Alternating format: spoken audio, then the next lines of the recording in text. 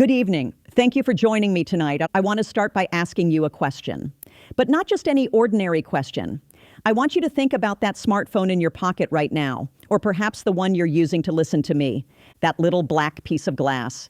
We've been programmed to think that device makes our lives easier in the modern world, right? We order food, hail taxis, send photos to a friend on the other side of the world in seconds. Everything is at our fingertips. Everything is on demand. But the story I want to tell you tonight is about the reality that this on-demand culture, this gig economy we talk about, doesn't just bring your pizza to your door. It can also bring war to your door.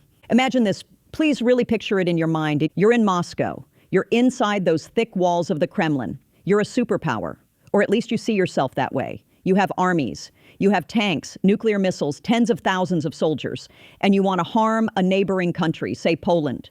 You want to hurt them, cut off their logistical arteries. What do? In the old days, in that old world we remember from Cold War movies, you would probably send super spies in suits with briefcases, trained for years, speaking 5 languages, right? But no, not today. Today, that superpower, that massive state apparatus, picks up its phone, opens the Telegram app, and writes an encrypted message to an anonymous channel. Wanted, someone to burn the train tracks at these coordinates in Poland. Payment in cryptocurrency. Send a video upon completion. Sounds like a joke, doesn't it? Like the opening line of a cheap dystopian novel. But it's no joke. This happened in the heart of Europe, in Poland, in recent months. And what really horrified me in this story, what kept me awake at night, was not Russia's audacity to do this. It was the simplicity of doing it. Russian military intelligence, GRU, that feared legendary organization, it no longer devises complex plans like in James Bond movies. Just like someone buying a house cleaning service online, it buys sabotage services. A few $100s, maybe some Bitcoin, and in return, a disposable saboteur walking toward Poland's most critical railway line with a bottle of gasoline and a lighter. Consider a man named Serhiy S., recruited by Russia, targeting a paint factory in Wrocław. Why? Because if that factory burns, the smoke and chaos will paralyze the adjacent transportation infrastructure. Aid to Ukraine will stop. NATO's logistical heart will falter. Is this a declaration of war? Technically, no. There are no uniformed soldiers. No tanks have crossed the border. Just a contractor with a phone looking to make money. This is the real issue we'll be discussing tonight. The nature of war has changed. War is no longer just on the front lines in the trenches. War has seeped into the gray, murky areas of civilian life. And Poland saw this game. What usually happens in these kinds of gray zone attacks? The target country panics. It launches investigations asking, who did it? It issues diplomatic condemnations. And the aggressor hides behind that ambiguity and smirks. We didn't do it. It was just an act of vandalism, they say. This is the game Moscow has been playing for years: deny, lie, confuse. But this time something very different happened. And frankly, it really surprised me. The Polish government saw the arson attempt on that railway line, the paint factory plan, and it said, this is not an accident. This is not a crime. Polish Foreign Minister Radosław Sikorski came out and said it. That cold, clear sentence we rarely hear in diplomacy. This is an act of state terrorism. And then they didn't just talk. The Warsaw government made a move that Russia did not expect, one that Putin probably never even considered when he sent those telegram messages. They blinded Russia's eyes in Western Poland, the consulate general in Poznan. Sounds like an ordinary building, doesn't it? Consulate, a boring government office where visas are processed and passports are renewed. But let me tell you this, that building in Poznan was not a visa office. That building was one of the most critical nodes in Russia's nervous system in Europe. It was a giant ear listening to when NATO breathed, when it moved, which train passed at what time. And Poland cut off that ear. Remember Kremlin spokesman Dmitry Peskov's reaction? He was panicking. They want to reduce relations to zero, he was shouting. He was right, because Poland had destroyed Russia's last diplomatic stronghold, that shield of immunity. Tonight, we'll delve into the depths of this incident. I'm not just talking about the closure of a building. I'm going to tell you the story of how a $500 sabotage operation led to the collapse of a multi-billion-dollar intelligence network. And most importantly, that place that looks like a tiny dot on the map, Poznan, Kaliningrad, and that narrow Suwalki corridor. We will see that these are the places where world peace currently hangs by a thread. This is not just Poland. This is where the war came home. If you're ready, let's dive into that railroad track, that dark night, and the very heart of this great chess game. Now, I want to take you to the west of Poland, to the city of Poznan. If you were walking the streets of Poznan, you probably wouldn't even turn your head to look at the Russian Consulate building as you passed by. An ordinary, gray, bureaucratic building. Security guards at the door, clerks dealing with paperwork inside. From the outside, everything looks as it should. Everything appears to be within the bounds of diplomatic courtesy. But beyond those walls, inside that building was a completely different world. According to what Polish intelligence and open source intelligence OSINT analysts told us, that building wasn't just there to stamp passports. That building was a living, breathing, and most importantly, listening organism. I want you to imagine it not as a consulate, but as a giant ear. Why Poznan? Why this city in the west rather than the large embassy in Warsaw? Because geography is destiny, and logistics is the lifeblood of war. Poznan is at the heart of Poland's western region. More importantly, it sits directly on the main railway arteries through which the military equipment, those massive tanks and ammunition containers piled up by the United States and NATO in Europe, flow eastward toward the front lines. Those men dressed as diplomats. They were actually GRU, Russian military intelligence, and SVR, foreign intelligence officers. As they sipped their morning coffee, they weren't just listening to the sound of trains passing by their windows. They were gathering what is technically called SIGINT, or signal intelligence. Which train is passing? How heavy is its load? Which NATO unit is being moved where? Is a military exercise starting, or is there a real shipment to the front? This building was Russia's most critical eye and ear on Western Poland. It was a watchtower monitoring NATO's logistical defense wall. And when Polish Foreign Minister Sikorski gave that order, when he said, shut it down, it wasn't just locking the door to a building. It was blinding and deafening Russia's nervous system in that region. Think about it. Those 3 diplomats and 8 technical personnel inside were expelled. But the real issue isn't the people. The real issue is that the invisible network built up in that building over the years, that electronic listening capacity, that local informant network, was thrown away with a single signature. Do you know what the experts say? For Russia to rebuild such an intelligence network in that region would cost millions of dollars and, most importantly, years of time. And in war, time is the one luxury you don't have. But the story doesn't end there. In fact, that was just the high society part of it. Diplomats, tuxedo-wearing spies. There's also the dark and dirty side of the business I mentioned at the beginning. You know, the saboteurs hired via telegram. Let's take a closer look at the incident in Wrocław, because the details are truly the kind where the devil is in the details. Russian intelligence recruits a man named Serhiy S. His mission? To burn down a paint factory. It sounds strange at first, doesn't it? A paint factory? Why would Russia bother with paint, you might ask? It's not a military target. It's not an ammunition depot. But wait a second and picture that scene in your mind. You're in Wrocław. It's midnight. That factory is on fire.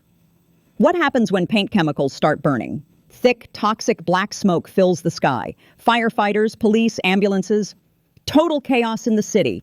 Roads are blocked. Sirens fill the air. And most importantly, those critical transportation lines running right next to that factory, they're forced to stop because of that smoke and panic. This is exactly what the gray zone attack is. The goal is not to burn down the factory. The goal is to use the ripple effect created by the burning of that factory.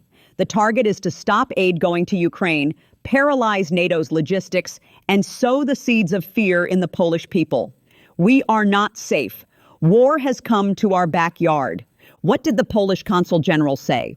Authorities have determined that the individuals involved in these attacks came via Belarus. This is not a random crime. This is an organized, cross-border, state-sponsored operation. While Russia was listening to NATO with its white-gloved diplomats in Poznan, it was trying to set Poland's nerves on fire with the dirty hands it hired via telegram. And do you know what's most frightening? The detail revealed by Polish Prime Minister Donald Tusk, attacks on railway signaling boxes. Don't just think of this as a technical malfunction.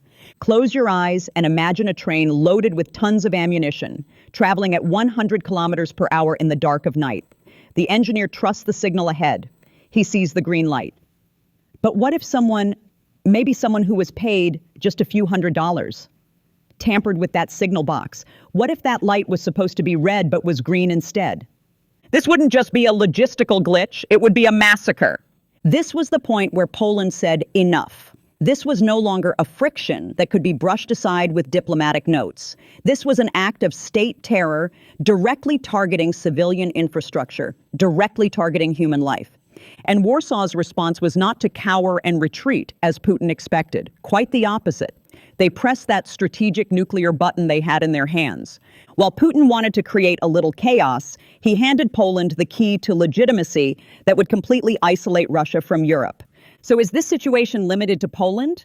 Or did this spark ignite a much larger, much older powder keg? History whispers to us that such minor espionage incidents are sometimes turning points that determine the fate of empires. To understand this, we need to look back a little to the foggy days of the Cold War, and then focus on that strange, isolated piece of land on the map, Kaliningrad. Because the real story is just beginning. To fully grasp what is happening in Poland today, allow me to take you back to the mid-1950s, to divided Berlin, the height of the Cold War. The United States and Britain want to listen in on the Soviet Union's military communications in East Germany, but they can't crack the codes. What do you think they do? They launched one of history's most daring espionage operations, Operation Gold. They dug under Berlin, literally. They dug a tunnel approximately 450 meters long, meters below the surface, between the American sector and the Soviet sector. The tunnel's exit was directly beneath the location of the Soviets' main telephone cables. In that tunnel, British and American agents wearing earpieces listened for months to the gossip of Soviet commanders, their military plans, even the lies they told their wives. Why am I telling you this? Because back then, the war was about access to information. It was about hearing and seeing what the enemy was doing. That tunnel was the West's ear. And now let's return to the present, to Poland in 2024. Today, Russia's consulate building in Poznan was the modern version of that Berlin tunnel. They didn't need to dig up the ground. It was enough to place antennas on the roof of a building cloaked in diplomatic immunity. But this time Poland didn't just find the tunnel, it destroyed it. And the echo of this collapse was heard not from Warsaw, but much further north on the map, from that strange, lonely piece of land on the shores of the Baltic Sea, Kaliningrad. Now, you don't need to look at a map. Just picture this in your mind. Imagine an island completely cut off from the Russian mainland, but surrounded not by water, but by NATO countries you consider enemies. Poland to your south, Lithuania to your north, Lithuania and the Belarus border to your east. The only thing connecting you to the motherland of Russia is a thin, suffocating strip of land called the Suwalki Corridor. This is Kaliningrad, Russia's rusty dagger stuck in the heart of Europe. Home to the Baltic Fleet, a nest of nuclear missiles. For years, this region was a show of force for Russia. We are here and we are breathing down Europe's neck, they said. But do you know what happened when the Poznan Consulate was closed? That show of force suddenly turned into a blind man flailing his fists in the dark. Those spies in Poznan. Their job wasn't just to count trains. They were part of the early warning system needed to defend Kaliningrad or launch an attack from there. Are NATO troops conducting exercises? Which route are they taking? Is the Suwalki corridor open? Poznan provided the answers to these questions. Now those answers are gone. What is a military commander's worst nightmare? Not knowing where the enemy is. Right now, the Kaliningrad garrison commander is, figuratively speaking, forced to close his windows and sit in the dark because Poland broke his glasses. And the logistical aspect, this is really painful because Poland defines these acts of sabotage as state terrorism. It has now raised security measures at the border to wartime levels. What does that mean? Those trains and trucks that used to go to Kaliningrad, now they are being searched thoroughly. Perhaps they are not being allowed to cross. Putin has only one option left, sea and air. Think of it this way. While it used to take 5 minutes to go to the market and buy bread, now you have to charter a helicopter to get that bread. Can you imagine the cost difference? We're already talking about a Russian economy that survives on industrial cannibalism, meaning dismantling old tanks to repair new ones, devouring the civilian economy. Now add to that the cost of supplying an entire military base and city solely by ship and plane. Poland, without firing a single bullet, has opened a massive hole in the Russian treasury. But Warsaw's move wasn't limited to money or diplomacy. And this is where the seriousness of the story increases another notch. The Polish government has launched something called Operation Horizon. The name is cool, yes, but the content is very concrete and very harsh. Imagine this. You don't just put up a fence around your house. You station 10,000 fully equipped soldiers in your garden. Poland is doing this right now, not just at the border, at power plants within the country, at telephone operator centers, at railroad junctions. Now, facing those amateur saboteurs hired by the GRU on Telegram, there aren't just security cameras. There are professional soldiers standing by with automatic rifles, authorized to fire. This is a physical shield, a wall of flesh and steel that makes Russia's gray zone tactics, those insidious infiltration attempts, impossible. And this wall also has a construction dimension, the Eastern Shield. Poland is building a massive $2.5 billion fortification along its border. Trenches, tank barriers, watchtowers. Putin hoped to divide NATO and intimidate Europe by invading Ukraine. But what was the result? One of the largest military fortifications in history is rising right under his nose, on the Polish border. Russia's strategy was create chaos, weaken. Poland's response was, we saw the chaos and united. The government, the opposition, the people, all agreed to call Russia's action terrorism. This situation is not just a military defeat for Putin, it is a diplomatic fiasco, because Poland's move is emboldening other countries in the region, Lithuania, Latvia, Estonia. They are saying, look, you can stand up to the Russian bear, and instead of clawing at you, it will have to retreat to its den. Even more interesting, this situation is putting pressure on Belarus, Russia's only ally. Lukashenko suddenly found himself facing the guns of Poland and NATO. Due to Russia's irresponsible sabotage, the Belarusian border has become one of the most dangerous, most militarized areas in the world. In short, Putin wanted to start a small fire on Poland's railway, but the wind blew in the opposite direction. And now that fire is burning Russia's entire intelligence network and strategic depth in Europe to ashes.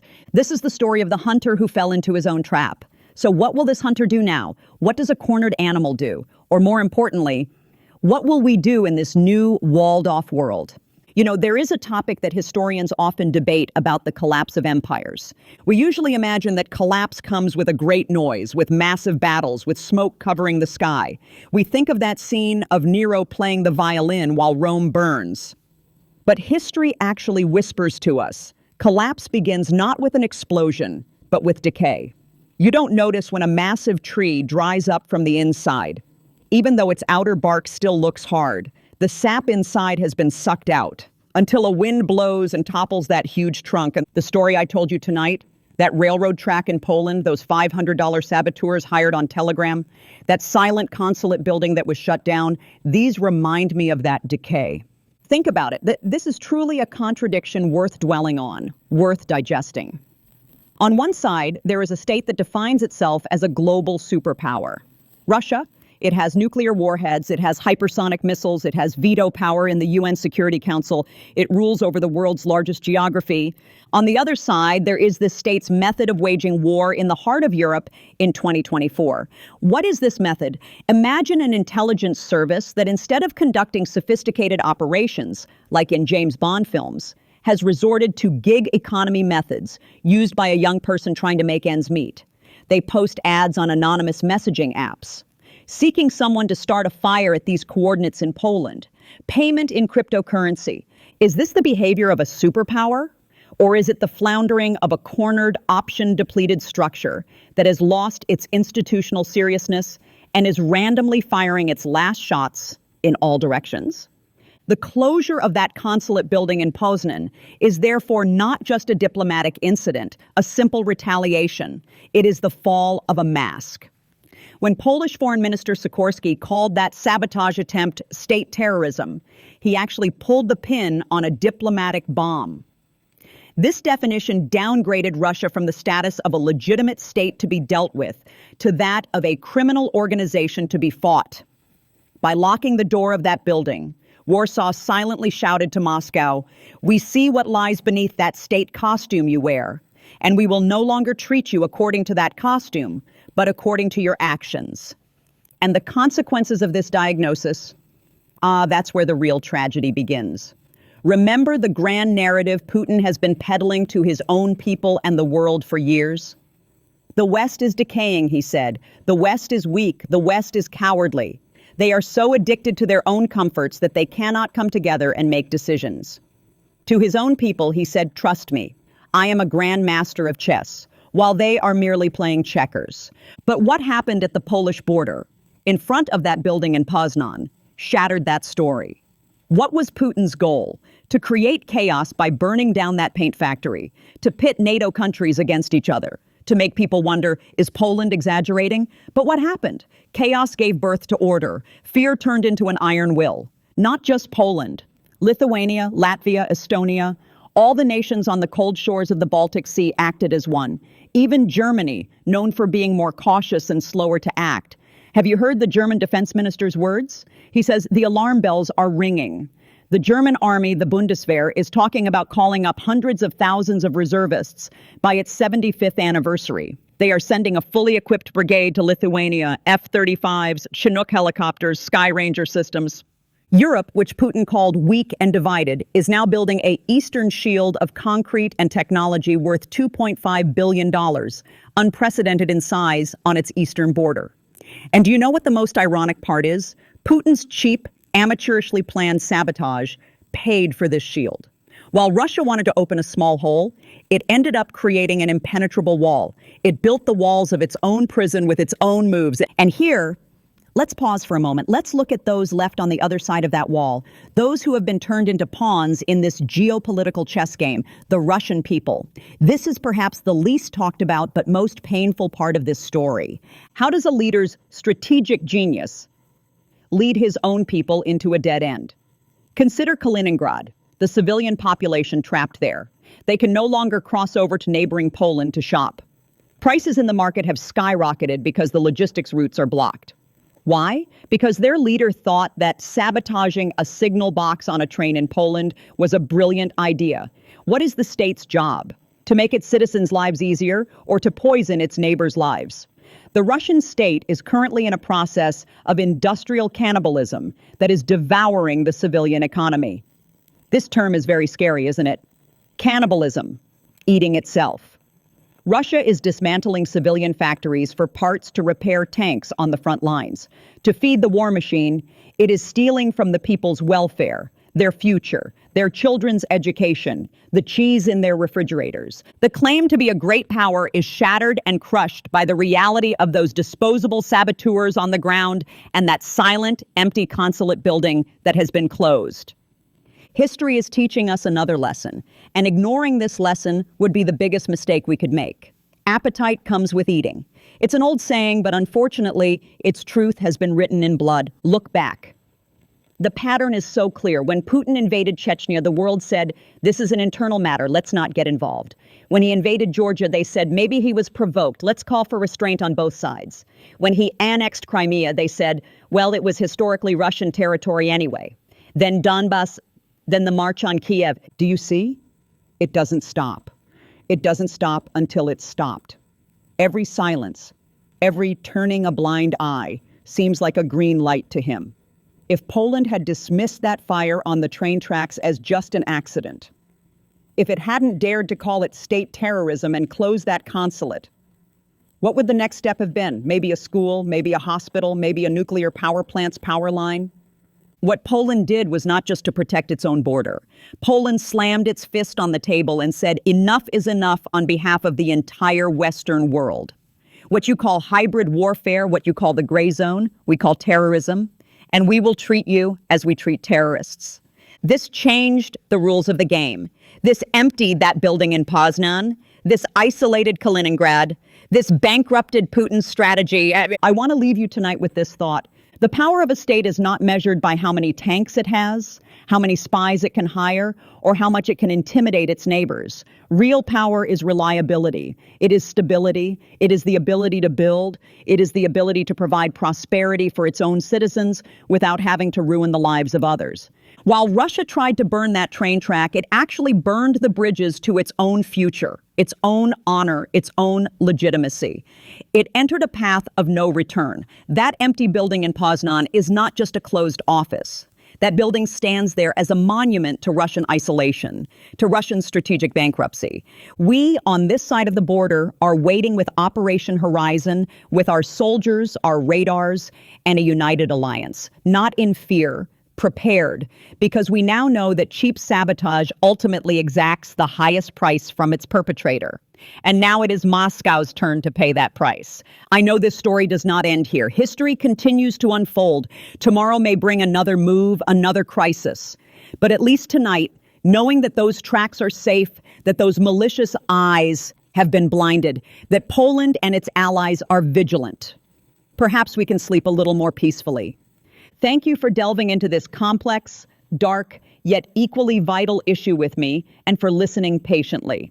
So, in light of everything I've said, what do you think? Is Poland's strong response enough to stop Russia? Or will a cornered Putin, with his logistical arteries cut off, become even more aggressive? Is this a victory or the calm before a bigger storm? I'm genuinely curious about your thoughts and comments. Please write them below. I read every single one. If you want these in-depth analyses to continue, don't forget to subscribe to our channel and turn on those notification bells. You know, spreading the voice of truth and fighting algorithms is our own gray zone battle. I'm Nicole. In the next episode, we'll shed light on the shadows in another corner of the world. Until then, take care. And as always, stay awake.